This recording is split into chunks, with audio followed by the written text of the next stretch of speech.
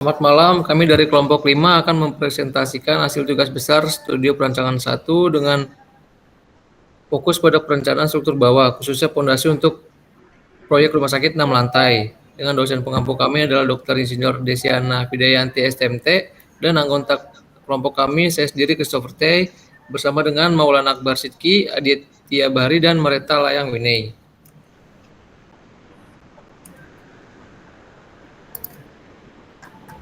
Langkah awal perencanaan fondasi adalah analisis data tanah. Kami melakukan interpretasi stratigrafi berdasarkan data borlog di titik BH-DP 17 dan BH-DP 18 dari permukaan hingga kedalaman 30 meter. Terdapat 4 jenis tanah utama, yaitu lumpung lunak, pasir, lanau, dan sebagainya. Nilai NSPT menjadi acuan untuk klasifikasi tanah, termasuk konsistensi dan warna. Masalah utama pada lokasi ini adalah keberadaan lapisan tanah yang sangat lunak hingga kedalaman 8,5 meter yang tidak aman untuk fondasi dangkal. Solusi yang kami pilih adalah menggunakan tiang pancang yang ditanam hingga kedalaman 12 meter agar bisa mencapai lapisan pasir padat dengan NSPT 30. Dengan begitu, risiko penurunan bangunan dapat diminimalkan.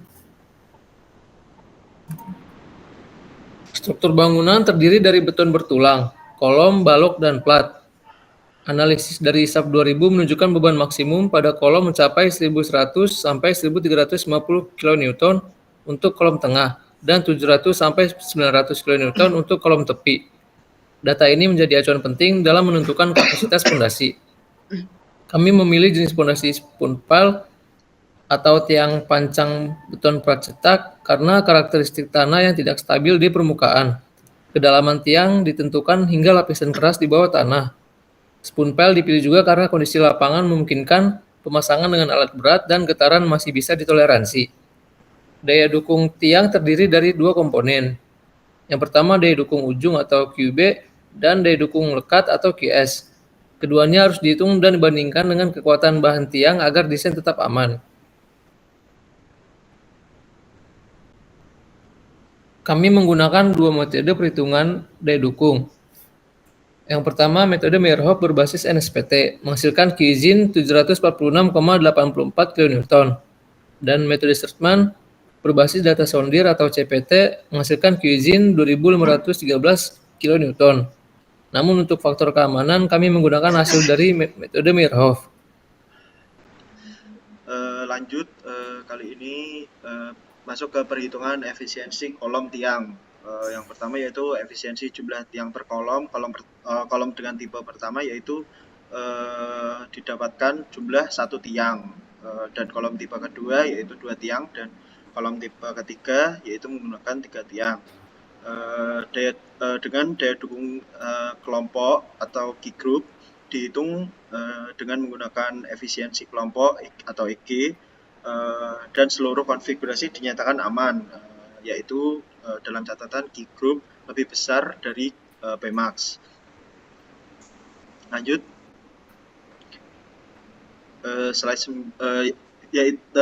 selanjutnya yaitu estimasi dimensi awal pelcap. Yang pertama yaitu yang 1 tiang dengan estimasi minimal yaitu 0,6 meter kali 0,6 meter.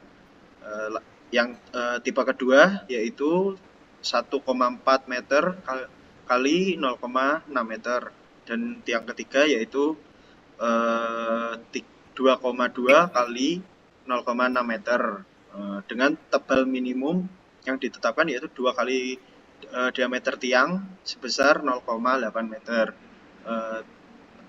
Ukuran ini yaitu ukuran minimal dari pelcap. Jadi mungkin secara efisiensi atau dari lapangannya mungkin digenapkan agar mempermudah pekerjaan di lapangan. Lanjut, oke.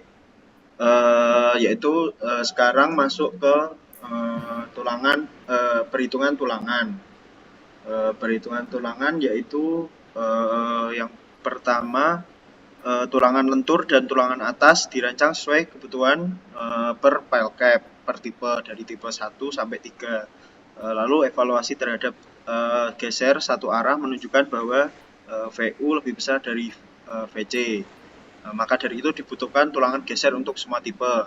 Namun pada punching shear atau pada dua arah, semua pel cap dinyatakan aman, yaitu VU lebih besar dari VC2. Seperti itu. Lanjut, Mas.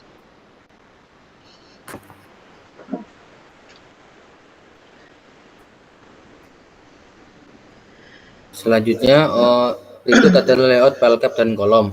Gambar ini menunjukkan susunan tiang dalam pel cap dan posisi relatif terhadap kolom. Layout ini menjadi dasar dalam pemodelan struktur dan analisis struktur tulangan beton bertulangan sesuai SNI. Jadi sesuai dari pembagian tadi, ada tipe pel cap dengan satu spoon pel, ada pel cap dengan 2 spoon pel, dan ada pel cap yang 3 spoon pel. Lanjut, Ul. Kemudian berikut adalah gambar potongan dan detail pel cap. Ditampilkan potongan vertikal dan detail tulangan pel cap.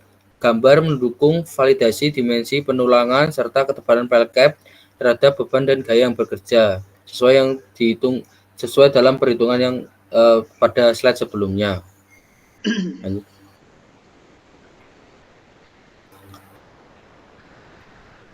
Desain yang dibuat sudah aman dan layak. Beban struktur atas bisa didistribusikan dengan baik ke tiang pancang dan total beban pun masih di bawah kapasitas dukung tiang, baik kapasitas tunggal maupun kelompok.